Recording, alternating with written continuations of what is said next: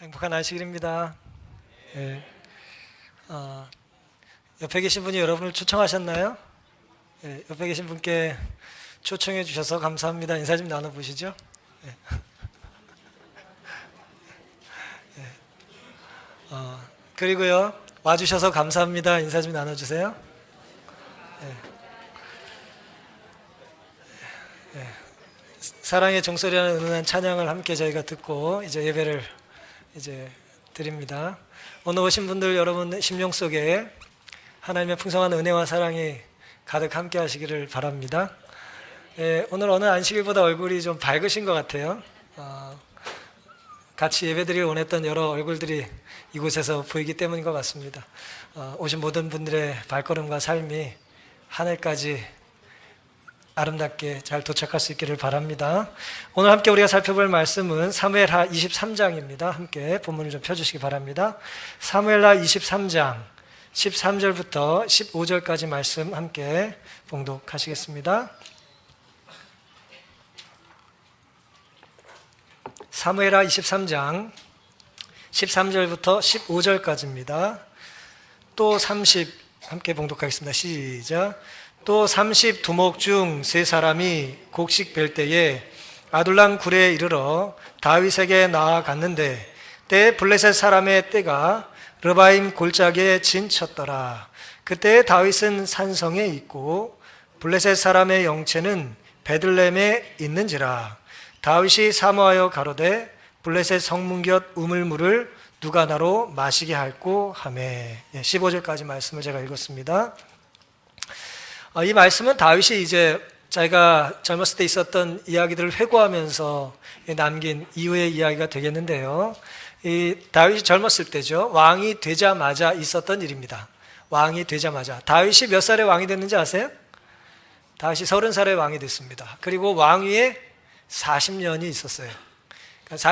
왕으로 40년을 봉직했습니다.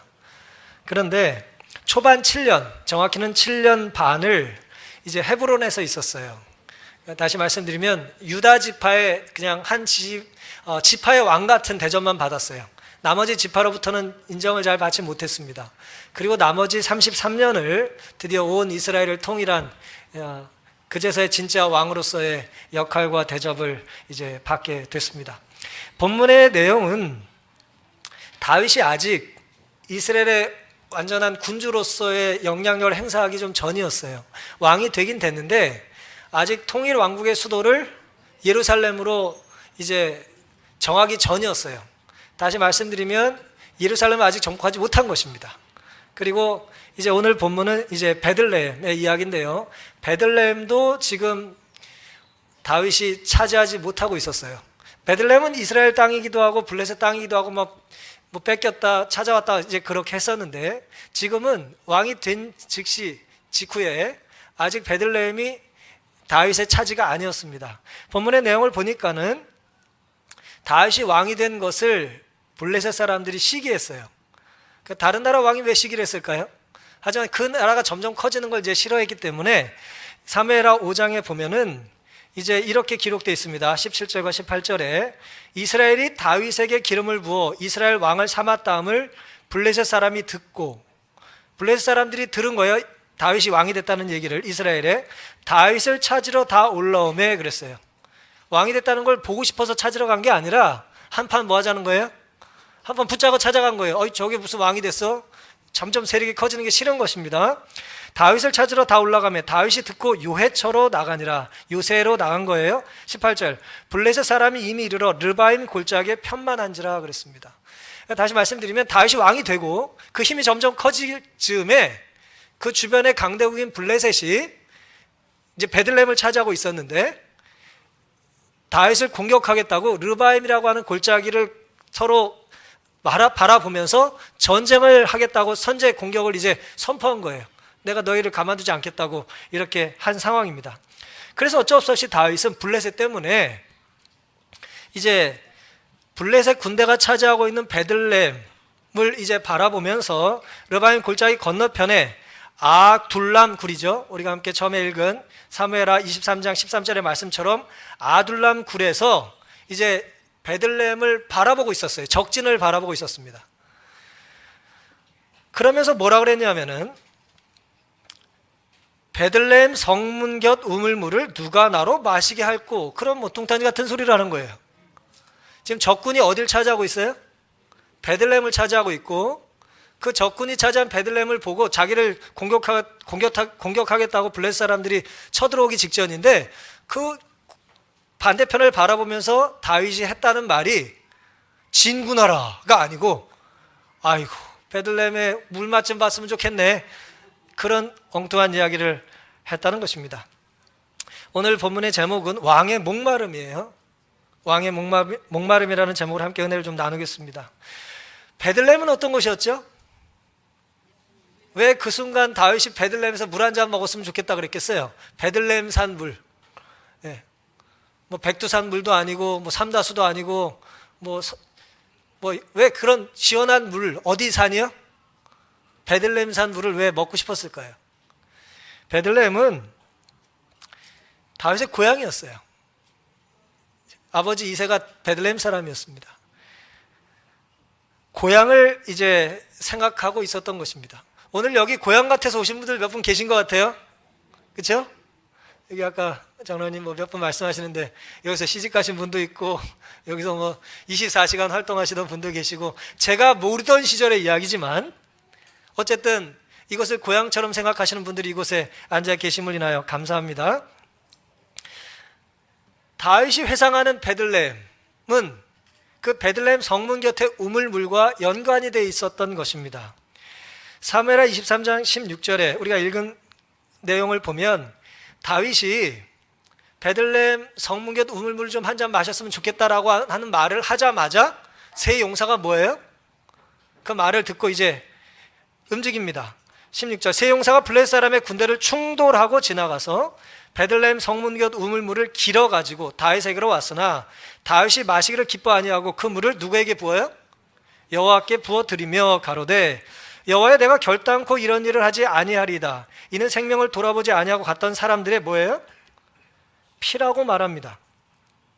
하고 마시기를 즐겨 아니하니라. 세 용사가 이런 일을 행하였다 그랬습니다. 세 용사에 대한 추억을 이제 회상하면서 남긴 기록이 되겠습니다.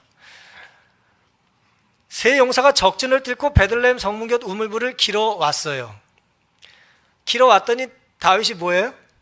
물을 마시지 않아요. 그리고 하나님께 들었습니다. 하나님께 드렸다는 얘기는 뭐예요? 땅에 부었다, 그 얘기예요. 땅에 부었다, 그런 얘기입니다. 이제 전제라고 하죠. 이제 부어드리는 제사를 드린 것입니다. 여기서 이제 우리는 한 가지 의문이 생겨요. 목마르다고 하더니 퍼다 줬더니 뭐예요? 물을 땅에 버린 것입니다. 목이 마르지 않았을까요? 부하들의 충성심을 그냥 시험해 본 겁니까? 네? 그냥 한 손으로 들고 있기가 힘들어요, 이렇게 해야 되는데 어때요? 아이들 과자 한 손으로 들기 힘든데 말이죠. 기대한 대답이 안 나올 수도 있어요. 목마름을 시험해 본 건가요? 목마름을 통해서 왕에게 얼마나 충성하는지 시험해 본 건가요? 그건 아닌 것 같아요. 상황을 보니까 고향이었고 정말 목이 말랐던 것 같아요. 그런데 물을 떠다 줬는데 왜 안 마셨습니까? 목마르지 않았는데 시험한 건 아니고, 목이 말랐는데 떠다 줬는데 마시지 않았다면 우리의 가정이 성집이 되려면 어떻게 돼야 됩니까? 목마름이 이미 해결이 되어야 되는 거 아니겠어요? 더 이상 목마르지 않아야 될 거 아닙니까? 그렇죠? 왜 다윗은 그 물을 마실 수 없었죠? 부하들이 떠온 것은 물이 아니고 피라고 이제 말을 했기 때문입니다. 베들레헴 우물물을 마시고 싶다고 하더니 부하들이 그 물을 떠다 줬더니 마시지 않았어요. 좀 복잡하죠? 뭐 물이면 똑같은 물인 줄 알았더니 왜 하필 베들레헴 성문 곁 우물물이어야 하며, 또 그 물을 떠다 줬더니 또 그 물을 이건 물이 아니다 그러면서 또 내가 마실 수 없다, 뭐 그런 또 이야기를 했던 것이죠. 우리는 사실 다윗이 정말 목이 말랐던 것은 베들레헴 성문 곁에 시원한 물리적인 물이 아니라 그가 마시고 싶었던 것은 어린 시절 그곳에서 보냈던 추억이었음을 이제 알 수가 있습니다. 추억의 물을 그는 마시고 싶었던 거예요. 말씀드린 것처럼 베들레헴은 다윗의 고향이었습니다. 당연히 그곳에서 태어나서 그곳에 자랐어요. 양을 치고 친구들과 놀고 그러고 산 겁니다. 어린 시절에, 그리운 시절에 그곳에서 시간을 보냈던 것입니다. 그리움이 함축된 것, 우정이 투영된 곳이 바로 베들레헴 성문 곁에 물이었던 거예요. 이제 돌아갈 수 있나요? 돌이킬 수 없는 시간이에요. 더더욱 이제 물리적으로 베들레헴을 뭐 할 수도 없어요? 지금 당장 갈 수도 없어요. 블레셋이 차지하고 있잖아요. 돌아갈 수 없는 시간과 돌아갈 수 없는 공간에 대한 그리움이에요.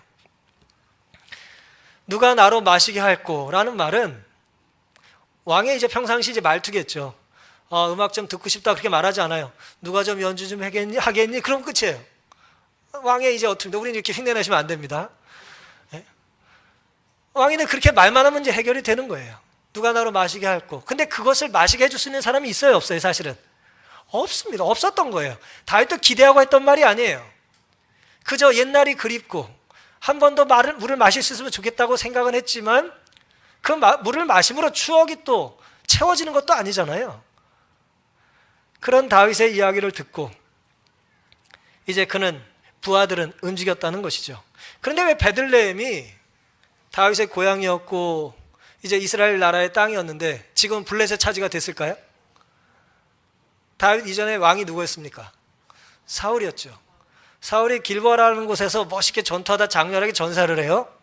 아마 그때 전쟁이 지면서 베들레헴을 빼앗긴 것 같아요. 그러니까 이제 불과 얼마 전까지 이제 베들레헴이 이제 이스라엘 땅이었는데 블레셋이 차지해 버린 것입니다.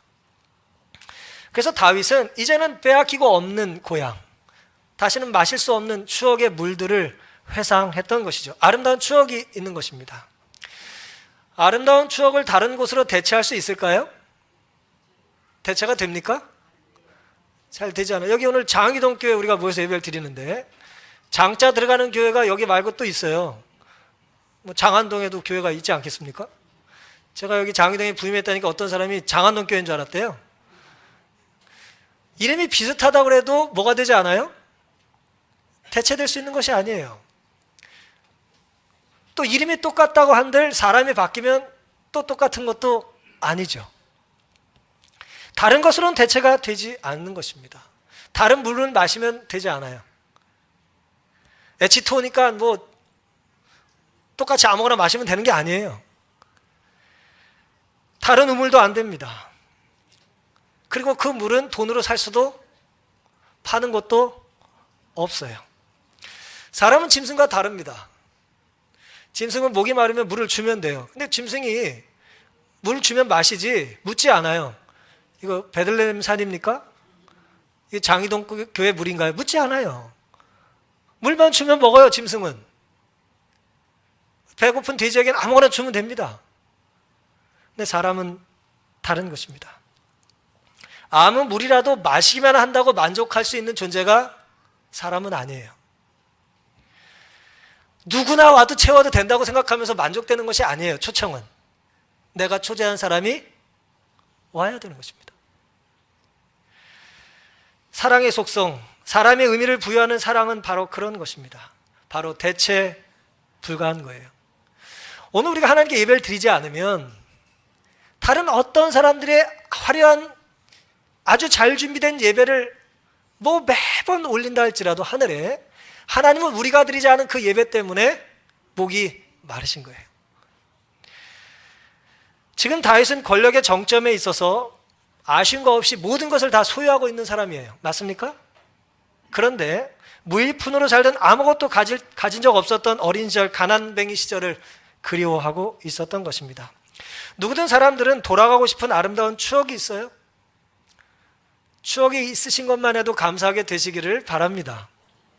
어떤 분들은 아름다운 추억을 회상하면서 불평하는 분이 있어요. 아, 옛날이다. 지금 내가 그러지 못한 것에 대해서 불평할 수 있어요. 불만을 토로할 수 있습니다. 그러시지 마세요. 내가 추억할 수 있는 아름다운 기억이 있다는 것만 가지고도 감사하며 사시기를 바랍니다. 지금 옆에 계신 분과 좀 사이가 좀 불편하게 안 좋으셔도 한 방에 같이 사시는 분들 말이에요. 아, 그때 아름다운 연애 기간이 있었다 생각하고 감사하시기를 바랍니다. 왜 대답을 안 하세요? 옛날에 하나님께서 나에게 주신 은혜와 복을 감사할 줄 모르면 지금 감사하기 힘들어요. 지금이 시간이 지나 과거가 됐을 때, 추억했을 때 아름다운 시간이 될 수 있도록 이 시간 아름다운 추억의 장소와 시간으로 만들어 보시기를 간절히 바랍니다. 지금 없는 것 때문에 불평하거나 불행하다 느끼지 마시고 그런 추억을 경험할 수 있음을 감사해야 합니다. 그렇다면 다윗은 어떻게 물을 마시지 않고도 목마름을 해결할 수 있었을까요? 두 가지 요인을 살펴보겠습니다. 첫 번째는 16절 세 용사가 블레셋 사람의 군대를 충돌하고 지나가서 베들레헴 성문곁 우물물을 길어가지고 다윗에게 왔다 그랬어요. 다윗이 목마름을 해결할 수 있었던 첫 번째 이유예요. 바로 충성스러운 부하들 때문에 그랬습니다. 다시 말씀드리면 다윗의 필요를 예민하게 반응했던 사랑하는 주변 사람이 있었기 때문이에요.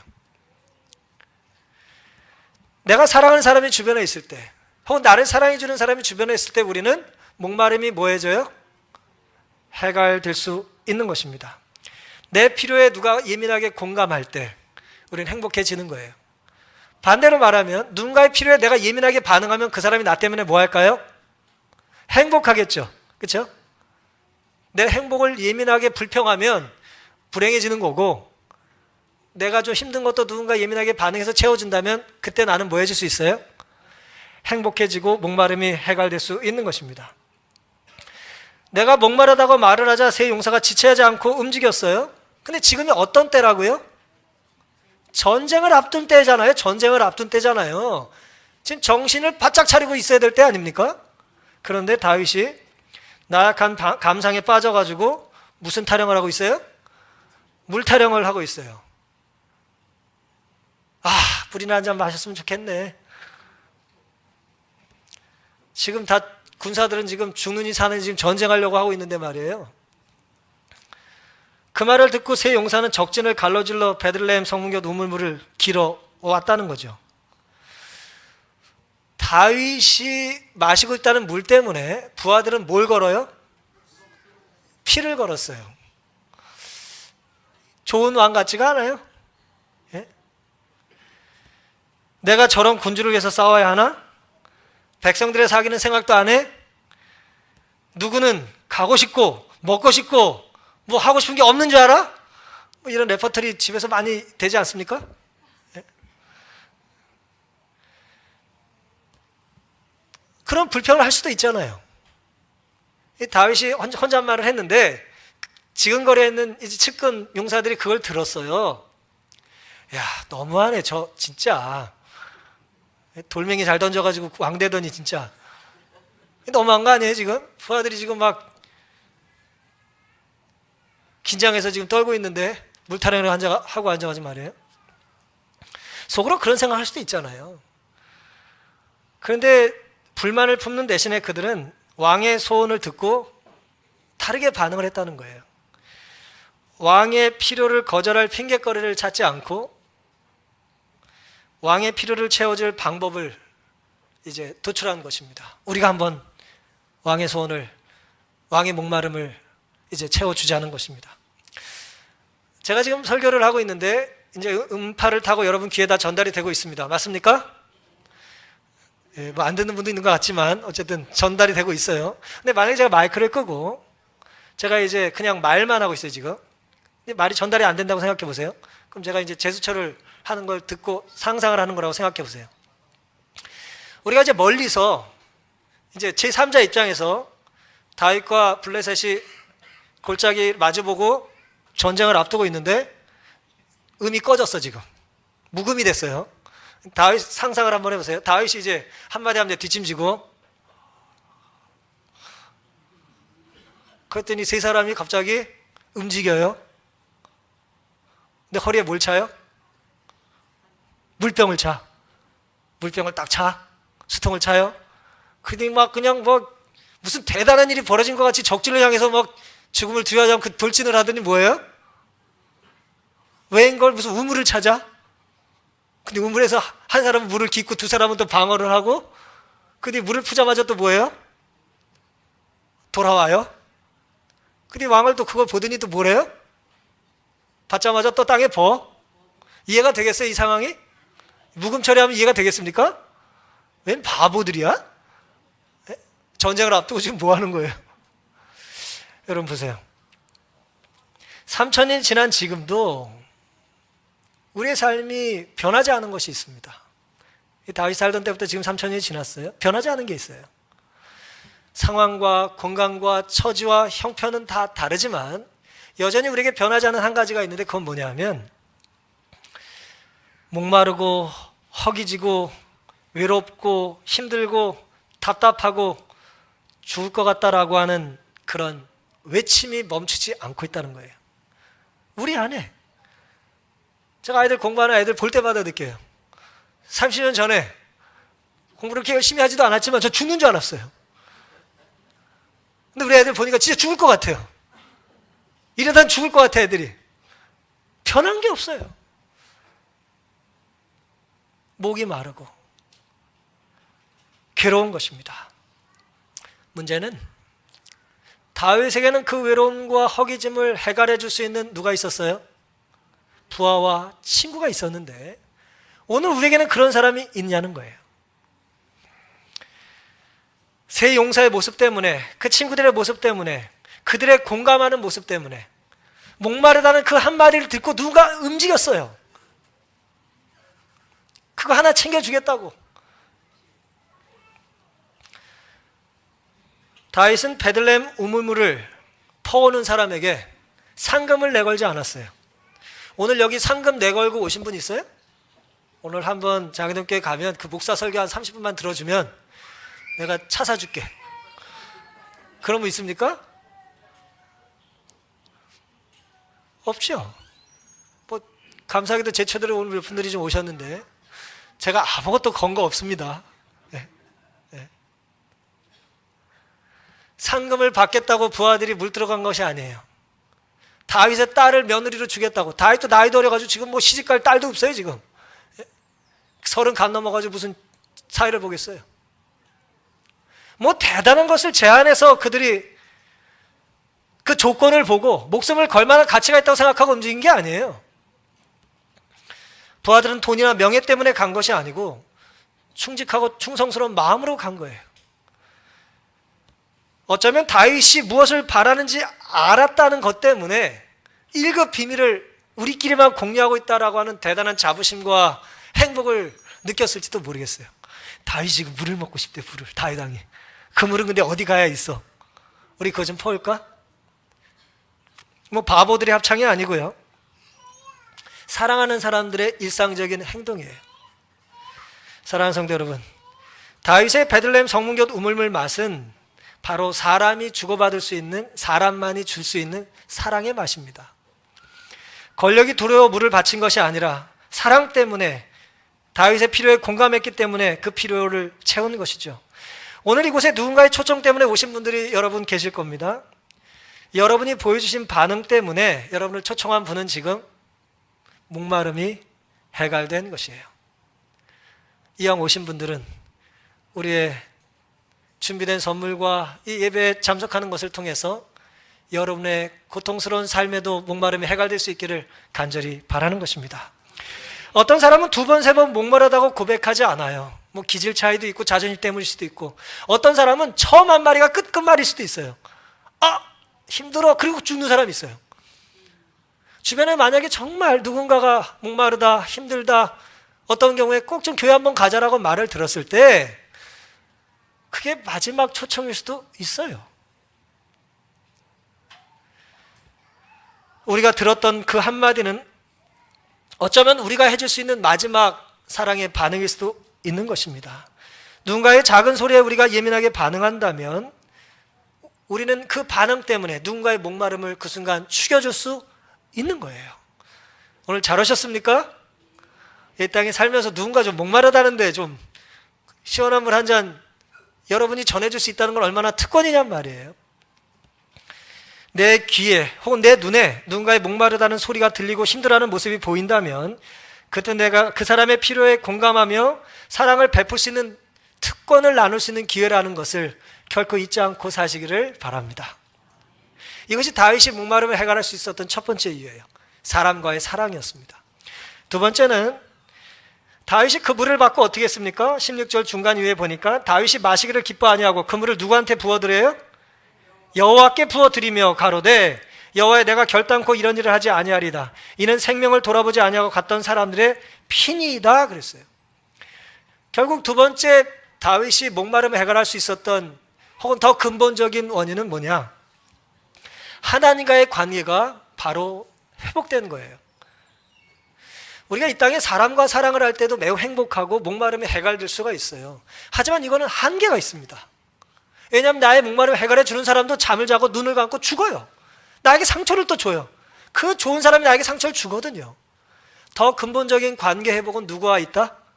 하나님과의 바른 관계에 있는 것입니다. 다윗은 그 순간 사람의 사랑을 통해서 내가 이 감사를 누구한테 돌려야 될 걸 알았어요? 하나님께 돌려야 된다는 걸 깨달았어요.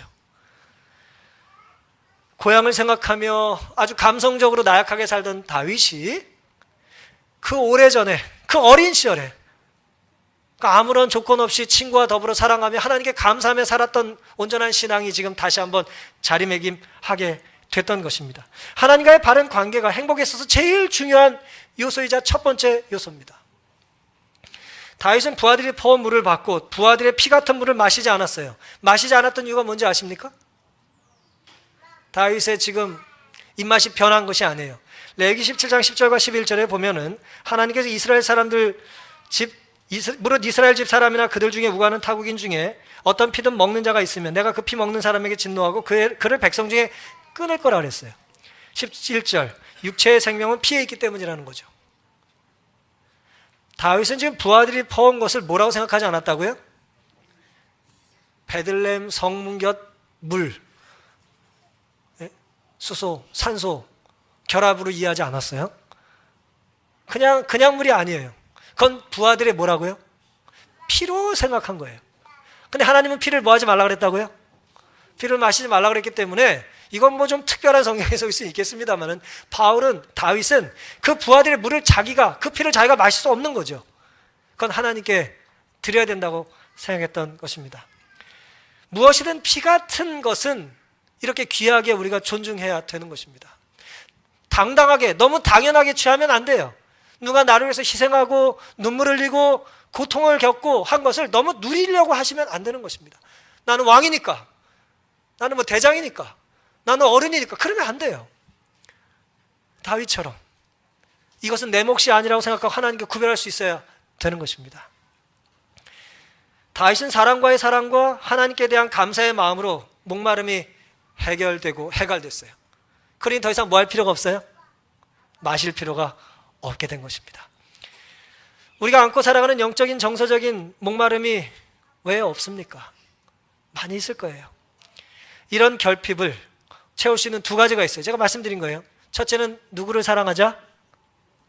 옆에 있는 사람을 사랑하자는 거예요. 사람을 사랑해야 합니다. 그리고 무엇보다도 하나님과의 관계가 바로 정립이 되어야 합니다. 하나님께 감사하고 하나님께 예배드리고, 때로 사람이 주는 사랑은 상처를 동반하기도 하지만 하나님은 절대 우리에게 상처를 주시는 분이 아니기 때문입니다. 다윗의 위대함은 자신이 왕이었지만 하늘의 왕이 계심을 망각하지 않은 데 있습니다. 다윗의 위대함처럼 인간의 위대함은 그렇다면 내 밑에 얼마나 많은 사람이 있느냐가 아니라 내 위에 얼마나 위대한 하나님이 계시느냐를 인정하는 데 달린 것입니다. 다윗이 부하들이 목숨을 걸고 퍼온 피 같은 물을 하나님께 드렸듯 오늘 우리의 삶에 정말 하나님께 감사하며 구별해 드려야 될 정말 소중한 것들을 내가 취하는 대신 하나님께 즐겨 구별해 드리는 여러분의 시간과 물질과 또 우리가 누리게 된 여러 은혜와 특권에 대한 모습이 그런 아름다운 모습으로 드러날 수 있게 되기를 간절히 바랍니다. 언제나 모든 영광과 감사의 대상은 누가 되어야 합니까? 하나님이 되어야 한다는 것을 잊지 않고 사시기를 바랍니다. 한 국문학과 교수님께서 어린 시절의 글을 이렇게 남겼습니다. 내가 6살 때였다. 이때는 1940년대 이제 초중반이에요. 해방 전에, 직전의 이야기입니다. 내가 6살 때였다. 눈이 펑펑 쏟아지는 밤이었는데 아버지는 글을 쓰고 싶어 했다. 저녁을 먹고 나서 얼마 지나지 않아 아버지가 방으로 상을 가져오라고 했다. 책상이 없었던 아버지는 밥상을 책상으로 쓰고 있었다. 어머니는 행주로 밥상을 잘 닦아 갖다 드렸다. 아버지가 책상에 원고지를 올려놓고 연필을 깎기 시작하자 어머니는 나에게 3달 된 여동생을 등에 업히라고 했다. 그리고 큰 이불 같은 포대기를 덮고서는 옆집에 가서 놀다 오겠다 하고 나가셨다. 나는 글 쓰는 아버지의 등 뒤에 붙어있다가 잠이 들었다. 얼마를 잤는지 알 수 없었다. 누가 나를 깨워 눈을 떠보니 아버지였다. 통행금지 시간이 다 되어가는데 너의 어머니가 아직 들어오지 않았어. 나가서 어머니를 좀 찾아오너라. 참 1940년대 웃기지 않아요? 통행금지 시간이 다 됐는데 6살 된 애를 내보내요. 참 세상 많이 좋아진 줄 아십시오, 여자분들. 예. 자던 눈을 비비고 6살 난 아이가 이제 털모자를 쓰고 옷을 입고 밖으로 나갔어요. 나가보니 밖에는 무릎까지 눈이 쌓여 있었다. 하늘에서 눈이 계속 펑펑 내리고 있었다. 이 집 저 집 어머니를 찾아다녔지만 찾지 못했다. 어떻게 할까 생각하다 지치기도 하고 귀찮아 집으로 돌아오려는데 갑자기 동네에서 어머니와 제일 친한 아주머니가 아랫동네에 살고 있다는 것이 기억났다. 그 집에 한 번만 더 다녀오기로 했다. 그래서 골목길로 돌아서는데 전봇대가 있고 그 전봇대 옆에 나보다 더 큰 눈사람이 있었다.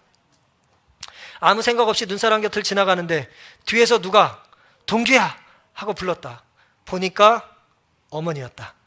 어머니는 눈을 펄펄 맞으며 머리에는 보자기를 쓰고 있었다. 보자기를 들추고 내게 오며 너 어디 가니? 하고 물었다.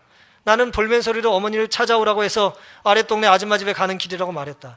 그러자 갑자기 어머니가 내 귀에 가까이 입을 대고 누가 들을세랴. 아버지 글 다 썼어? 라고 묻는 것이었다. 나는 고개만 끄덕였다. 어머니는 내 등을 밀어 집으로 돌아왔다. 나는 이 사건, 아니 이 일을 평생 잊지 못하고 산다. 세월이 갈수록 머릿속에 자주 떠오른다.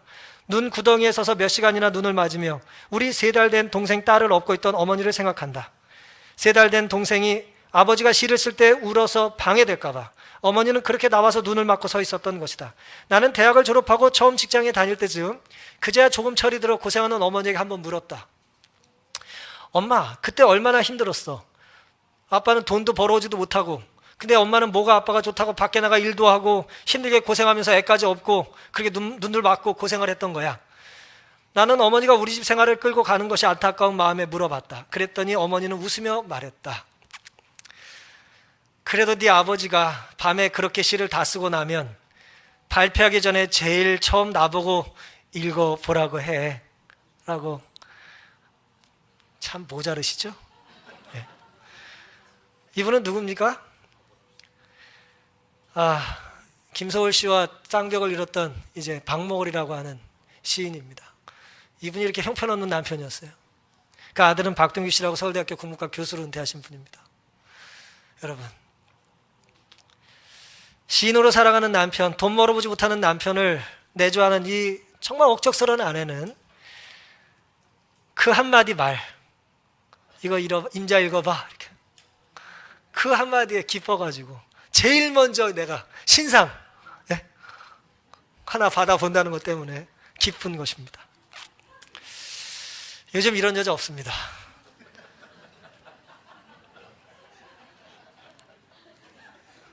남편을 방해한다고 눈사람 되는 사람 없습니다. 여러분, 참 세월이 많이 바뀌었죠? 하지만 눈사람은 아니지만 우리 때문에 우리의 마음은 밖에서 조롱과 멸시를 견디시고 계신 십자가 사람은 여전히 계십니다. 예수님은 우리에게 영생을 주시기 위해서 십자가를 자원해서 치셨고 우리 때문에 멸시와 조롱과 침뱉음을 당하셨어요. 다윗에게 베들레헴 성문곁 우물물이 아름다운 추억이듯 예수님도 우리와 더불어 아름다운 추억이 있으세요. 아마도 그 추억의 한 페이지가 이 장위동 교회가 아닐지 모르겠습니다. 우리가 처음 예수님을 만났던 곳, 주님께 처음 헌신을 다짐했던 순간이 예수님께는 잊지 못할 추억입니다. 십자가에서 예수님은 요한복음 19장 28절에 내가 목마르다 하시며 돌아가셨어요. 목마르다 말씀하시며 숨을 거두신 주님께서 오늘 우리에게 기대하시는 것은 무엇일까요? 누가 나로 베들레헴 성문곁 우물물 마시게 할 거라는 그 인간의 한마디를 듣고도, 그 인간 왕의 한마디를 듣고도 새 용사는 피를 걸고 생명을 걸고 그 물을 떠왔는데, 우리의 하늘왕 되신 예수님께서 내가 목마르다 하시며 우리에게 무엇을 기대하고 계시겠냐는 것입니다. 오늘 여러분이 이곳에 오신 것은 참으로 잘하신 거예요. 여러분을 초청하신 분의 목마름을 채워주셨을 뿐만 아니라 십자가 예수 그리스도의 목마름을 해결해 주셨기 때문입니다. 주님께서는 우리를 행복하게 해주시기 위해서 영생의 물을 넘치도록 부어주셨습니다. 이제 우리도 주님께 순종하는 마음으로 주변의 필요를 살피고 하늘왕 대신 하나님과의 관계를 새롭게 해보시지 않으시겠습니까? 이 교회는 부족하지만 목마른 사람들에게 베들레헴 성문곁 우물가 같은 곳이 되기를 간절히 바라고 있습니다. 곁에 계신 분들과 서로의 필요에 예민하게 반응하고 하나님께 감사하며 사시기를 간절히 바랍니다. 오늘 우리의 교제가 시간이 흘러서 언젠가 회상할 때가 돌아온다면 아름다운 추억의 한 페이지로 남을 수 있기를 간절히 바랍니다. 오늘 우리의 만남이 이 불신의 시대에 누구도 부정할 수 없는 신뢰가 되기를 바라고, 이 교회가 또 여러 성도들이 여러분의 고단한 삶에 하나님께 감사할 수 있는 하나의 이유가 될 수 있기를 바라는 것입니다. 하나님의 것을 구별하겠다는 마음으로 하나님께서 우리에게 구별해 주신 선물을 늘 마음속에 간직만 하지 마시고 주님께 즐겨 구별해 드리시며 산다면 우리를 초청한 사람들의 목마름도 해결하고 무엇보다도 하늘왕의 목마름도 해결하게 해드릴 수 있다고 하는 놀라운 특권을 가진 사람이 우리라는 것을 기억하며 감사하며 사시기를 바라면서 오늘 말씀을 마치겠습니다.